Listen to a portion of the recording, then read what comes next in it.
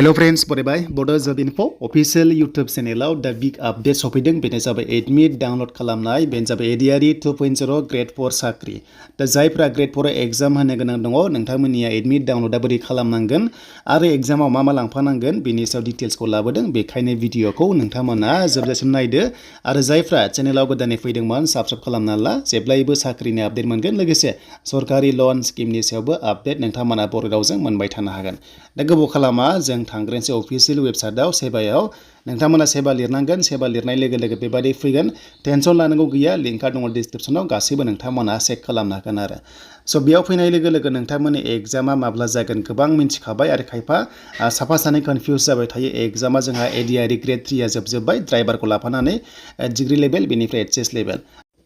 स' दानिया ADRE last exam जानो गोनां बेनो जाबाय ग्रेड 4 आ 27 अक्ट'बराव नोंथांमोना सानसेयावनो खननै एग्जाम जागोन बाथ्रा जाबाय बेयाव क्लास 8 पास लेभेल बेनिफ्राय 10 पास लेभेल ग्रेड 4 दङ जेराव HS लेभेलसिम नोंथांमोना मा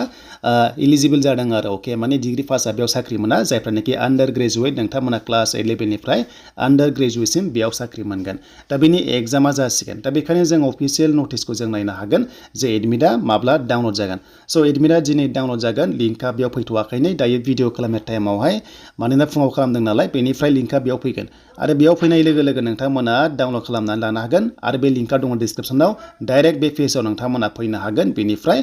अफिशियल टाइम जानाय लोगो लोगो नोंथांमोना डाउनलड खालामनानै लानो हागोन बबे समाव डाउनलड जागोन बेखौबो नोंथांमोना खोन्थागासिनो दङ भेकेन्सिसनि आपडेटआ बेयाव होजोब्बाय नोंथांमोना चेक खालामनो दाबाव जेरै पियन सकेदार कालासि MTS गोबां रोखोमनि पस्टआ दङ ग्रेड 4 आव दा बेयाव नोंथांमोना नटिसखौ नायनो हागोन जे एडमिटआ खैथायाव माने मा टाइमाव डाउनलड जागोन होनोबा बेनो जाबाय 11:30 AM जानाय लोगो लोगो नोंथांमोना दिनै एडमिटखौ डाउनलड खालामनो हासिगोन आरो बे एडमिट डाउनलड खालामनायाव नोंथांमोना गावनि ID नाम्बारखौ होनांगोन जुदि ID गोमादोंबा जों मा अपसन दङ बेखौ जोङो एग्जाम्पल लानो हायो ग्रेड 3 आव फैनानै दा जों ग्रेड 3 आव क्लिक खालामसै आरो ग्रेड 3 आव क्लिक खालामनाय लोगो लोगो नोंथांमोना बेबायदि मोनसे लिंक मोनगोन दा बेबायदि लिंक मोनगोन बे लिंकआ जाबाय जास्ट एग्जाम्पल ग्रेड 3 नि थाखाय नोंथांमोना बेबायदि मोनगोन आरो अके बेबायदि मोननायाव गावनि एप्लिकेसन नाम्बारा बेखौ नोंथांमोना होनांगोन जेब्ला एप्लाइ खालामदोंमोन रेजिस्टार आइडिया बेखौ होदो स' बेनिफ्राय गाहायाव पासपर्ट दङ बेखौ होदो बेनिफ्राय लगइन खालामबानो एडमिटआ डाउनलड जागोन नाथाय मोनसे बाथ्रा खायसे जुदि ID गोसोआव गैयाबा एबा नोंथांमोना जेबो गोसोआव गैयाबा फरगटआव क्लिक खालाम स' नोंथांमोना फरगटआव क्लिक खालामनाय लोगो लोगो अपसन दङ बेनो जाबाय रिकभारि खालामनो हायो आरो अके दा बेखायनो जोङो फरगटआव क्लिक खालामसै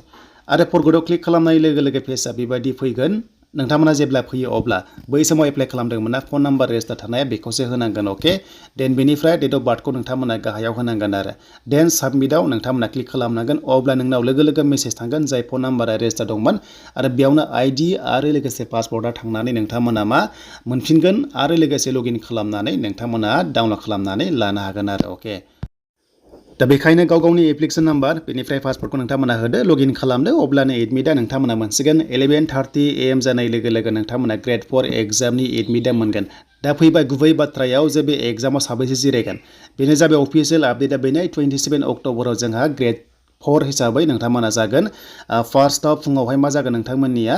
बेनो जाबाय HS लेभेलनि अके HS लेभेलनि ITI थानाय प्लास सिम्पल 10 पासआ फुङाव जागोन बेनिफ्राय बेलासियाव क्लास 8 पास लेभेला जागोन दा फुंनि टाइमा जाबाय 9 AM आवहाय नोंथांमोना एग्जाम हलाव माने जिरायनो मोनगोन आरो नाथाय बेनि सिगांनो सहैनांगोन 8टासोआव सहैनांगोन मानोना माखासे चेकिं जायो नालाय दा ग्रेड 4 एग्जामा फुंनियाव नोंथांमोना टटेल स्टुडेन्टसा दङ बेनो जाबाय 9,27,000 एग्जाम होगोन मानोना बेयाव केटेगरि मोननै 10 पास लेभेल बेनिफ्राय ITI दङ नालाय 9 लाख दङ देन गाहायनि जाहैबाय नोंथांमोना ग्रेड 4 अनलि क्लास 8 लेभेलनि बे जाबाय नोंथांमोना 5,52,000 बेयाव आनजाद होगोन आरो बे एग्जामाव मा नोंथांमोना डकुमेन्ट्स लांनांगोन मा ID लांनांगोन बेनि सायाव दायो जोङो नायनोसै दा बे एग्जामाव नोंथांमोननिया टटेल नाम्बारा ओरै फैगोन जे नोंथांमोननि टटेल मार्क्स थायो नालाय दा बे जाबाय 135 नि एग्जाम जागोन आरो मोनसे हाबानो 1 मोनगोन बेनिफ्राय 1/4 नेगेटिभ मार्किं दङ टटेल मार्क्सआ 135 नि गेजेराव ओरैबायदि दङ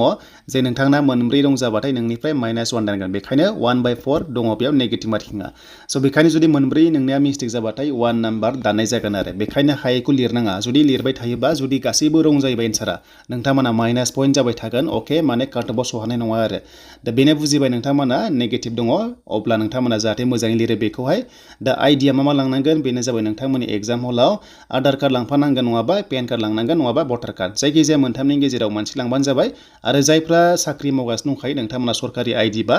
बेबो जायो जेबो नङा दा बेनोमोन नोंथांमोननि थाखाय लेटेस्ट आपडेट टाइमा जानाय लोगो लोगो दिनै नोंथांमोना एडमिटखौ डाउनलड खालामदो बेनो जाबाय ग्रेड 4 हिसाबै